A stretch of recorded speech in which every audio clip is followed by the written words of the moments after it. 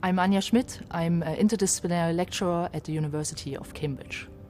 My research is right at the interface between volcanology and atmospheric science, and I'm trying to address how volcanic eruptions impact society. One aspect of my research is about understanding how volcanic eruptions affect climate. And what volcanic eruptions are doing is they emit gases. These gases get converted into very tiny and shiny particles in the atmosphere. Imagine they act like mirrors in the atmosphere and they reflect the incoming sunlight back to space. And therefore, you get a slight cooling at the surface. We are interested in the rate of global warming over time. And what is really interesting for scientists and more importantly for policymakers is the crossing time. With the Paris Agreement, we are now talking about this 1.5 degrees Celsius target. At what point in time will we cross this 1.5 degrees Celsius above pre-industrial levels?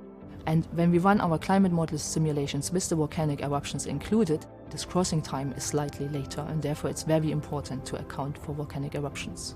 My research has also affected government policy. We have done work on understanding how a large-scale volcanic eruption in Iceland would impact air quality, not only in Iceland but also across Europe. And I served on a committee to help to create this aspect of the National Risk Register, and I also sit on the Scientific Advisory Group for Emergencies. As a PhD student, 6 months into my PhD project, I wanted to actually quit. I was confronted with a lot of coding and learning to run climate models and so on, and I had no background in that topic, and I found it really, really challenging. And I told my PhD advisor, and it was him who said to me, "I don't think so," and he put in place measures to help me to overcome this challenge.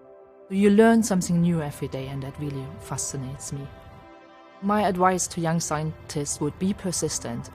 If you're interested in a certain topic, don't give up, even though there might be some challenges.